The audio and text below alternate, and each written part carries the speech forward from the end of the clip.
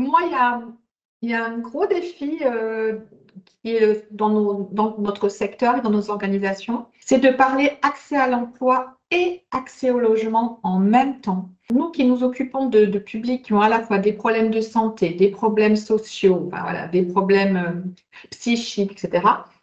Souvent, on a des approches très cloisonnées. Et c'est vrai que on le voit de plus en plus, on nous demande de décloisonner les approches, d'avoir des équipes pluridisciplinaires. Donc, je pense que l'enjeu à travers la méthode IOD et toute notre expertise, c'est d'avoir des postes de chargé de mission, de conseillers en insertion professionnelle dans les équipes éducatives et sociales. On espère que France Travail s'appuiera sur les savoir-faire, les expertises, notamment avec un public très marginalisé, et que justement, ils s'appuieront sur cette expertise, sur ce réseau pour offrir un service à ce public-là. Eux, nous, n'ont pas accès, n'iront pas taper à la porte de France Travail, mais on sait, nous, où les trouver.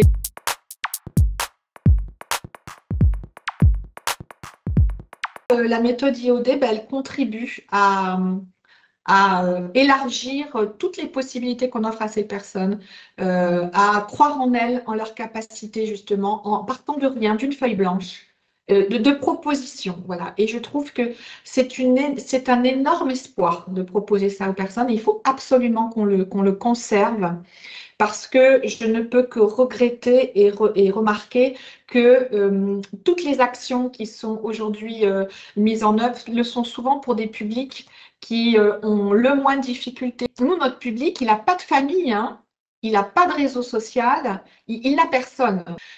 Voilà, nous, c'est totalement dans notre ADN et on est extrêmement attaché à pouvoir continuer à proposer ces opportunités grâce à la méthode aux personnes qu'on accompagne.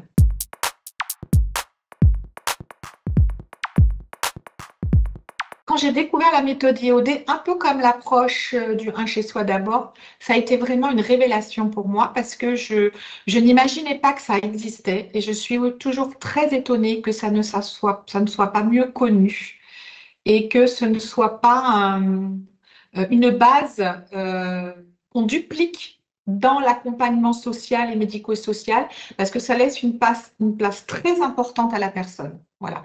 La loi 2002 dit qu'il faut laisser la personne au centre, qu'il faut la laisser décider. Bon, ce sont des mots. La méthode IOD, la personne a vraiment le choix. Et donc, pour moi, ça a été très marquant dans ma vie professionnelle. Donc, merci, Transfert, de cette stimulation.